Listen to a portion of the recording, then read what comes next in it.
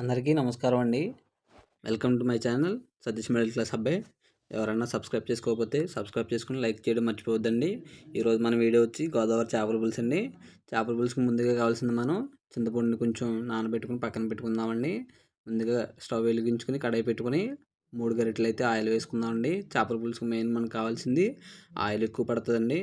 చూస్తున్నారు కదా, ఆయిల్ అయితే హీట్ ఎక్కిన తర్వాత లైట్గా జీలకర్ర మరియు కరివేపాకు వేసుకుని వేపించుకుందామండి. జీలకర్ర కరివేపాకు వేగిన తర్వాత మనం ముందుగా తీసి పక్కన పెట్టుకున్న ఆనియన్ పేస్ట్ అయితే వేసుకుందామండి.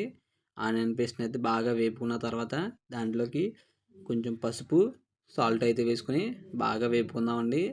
ఆనియన్ పేస్ట్ బాగా వేగితే నూనె అయితే అలా పైకి తేలడం జరుగుతుందండి. చూస్తున్నారు కదా, ఈ లోపల మనం చింతపండు పులుసు అయితే రెడీ చేసుకుని పక్కన పెట్టుకుందామండి. ఆనియన్ పేస్ట్ బాగా వేగిన తర్వాత మనం అల్లం వెల్లుల్లి పేస్ట్ అయితే వేసుకోవాలండి. ఎందుకంటే మళ్ళీ అల్లం వెల్లుల్లి పేస్ట్ పచ్చివాసన పోయే వరకు కూడా వేపుకోవాలండి. అల్లం వెల్లుల్లి పేస్ట్ పచ్చివాసన పోయిన తర్వాత కారం అయితే వేసుకుందామండి. కొంచెం కారం వేసుకుని ఈ మసాలాను అంతా కూడా రెడీ చేసుకుని బాగా వేపుకోవాలండి. బాగా వేపుకున్న తర్వాత మనకైతే నూనె పైకి తేలడం జరుగుతుందండి. చూస్తున్నారు కదా, నూనె అయితే బాగా పైకి తేలింది. నెక్స్ట్ మనం ఇప్పుడు చేప ముక్కలు అయితే వేసుకుందామండి.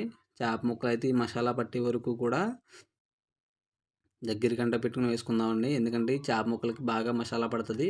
చేప ముక్కలు వేసుకున్న తర్వాత మనం మూత అయితే పెట్టుకున్నామండి. ఒక 2 మినిట్స్ మగ్గిన తర్వాత ఇక ఈ చేపల పులుసులో అయితే గరిటె పెట్టకూడదండి.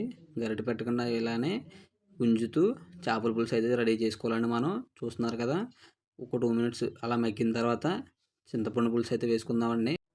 ఇప్పుడు ఈ చింతపండు పులుసులోకి మనకు సరిపడా కారం అయితే వేసుకుందామండి.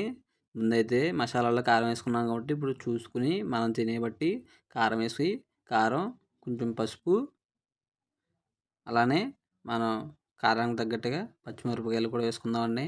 పచ్చిమిరపకాయలు వేసుకున్నాక పెద్ద సైజు బెండకాయ ముక్కలు అయితే వేసుకుందామండి. ముక్కలు కోసుకుని వేసుకుంటే చేపల పులుసులో బెండకాయ ముక్కలు అయితే కరిగిపోవడం జరుగుతుంది.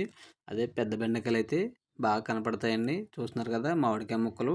అలానే పైన కొంచెం కొత్తిమీరతో గార్నిష్ చేసుకుని మూత పెట్టుకుని ఒక 20 మినిట్స్ అయితే ఈ పులుసుని బాగా మరగనివ్వాలండి.